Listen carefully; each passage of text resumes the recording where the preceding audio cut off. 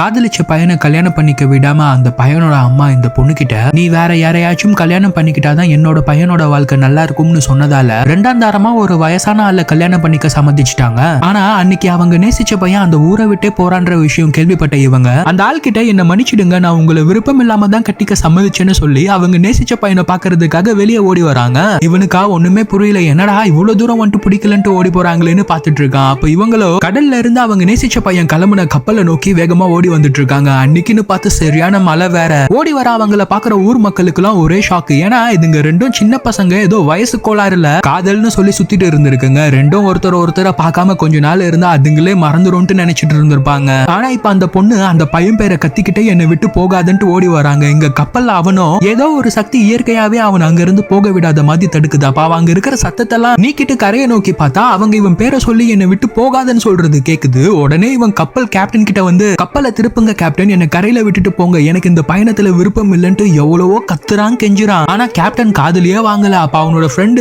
ஏன்டா அவ இல்லாம நீ செத்தா போயிடுவேன்னு கேக்குறான். இங்க கரையில அந்த பொண்ணு கொஞ்ச நேரம் அழுதுட்டு அவளே வீட்டுக்கு போயிடுவான்ட்டு எல்லாரும் திரும்புற சமயத்துல ஒரு குட்டி பாப்பா அந்த கப்பல்ல இருந்து யாரோ விழுந்துட்டாங்கன்ட்டு ஓடி வந்து திரும்பி பாக்குறா. ஊர் மக்களுக்கு எல்லாம் சரியான ஷாக்கு. என்னடான்னு பார்த்தா அந்த பையன் அவன் ஃப்ரெண்டு கிட்ட ஆமா அவ இல்லன்னா நான் செத்துட வேண்டான்னு சொல்லி கப்பல்ல இருந்து குதிச்சு அவங்கள நோக்கி வேகமா நீந்தி வந்துட்டு இருக்கான். அவன் இவங்களுக்காக திரும்பி நீந்தி வரத பார்த்தோன்னு தான் இந்த பொண்ணுக்கு உயிரே வருது. அந்த ஊர் மக்கள் எல்லாம் ஆஹா இதல்லவா கண்கொள்ளா காட்சி, இப்படி ஒரு காதல் காவியத்தை நாங்க புத்தகத்திலையும் படத்திலையும் தான் பார்த்திருக்கோம், நேர்ல இப்ப இதை விட்னஸ் பண்றதுக்கு நாங்கெல்லாம் கொடுத்து வச்சிருக்கணும்ட்டு அந்த பையனை கமான்னு கத்திட்டு இருக்காங்க. அந்த பையனும் அவனோட முழு சக்தியை போட்டு வேகமா நீந்தி மேல கரையில வந்து அவங்களை கட்டி பிடிச்சி என்ன ஏண்டி வேண்டாம்னு சொன்ன, நான் இல்லாம உன்னால இருந்துட முடியுமா ஹேசுனா, இனிமேல் என்ன விளையாட்டுக்கு கூட வேண்டாம்னு சொல்லாத, உன்னால நான் இல்லாம இருக்க முடிஞ்சா கூட முடியலாம், ஆனா என்னால நீ இல்லாம இருக்க முடியாதுன்ட்டு அவங்கள கட்டி பிடிச்சி பயங்கரமா அழுதுட்டு இருக்கான். அவங்களும் நான் உன்னை மனசார வேண்டாம்லாம் சொல்லலாடான்ட்டு அவங்களும் அழுதுட்டு இருக்காங்க. ரெண்டு பேரு ஒருத்தரை உண்மையா நேசிச்சிருந்தா அந்த இயற்கையா அவங்களை சேர்த்து வைக்கின்றதுக்கு இவங்க ஒரு எக்ஸாம்பிள்.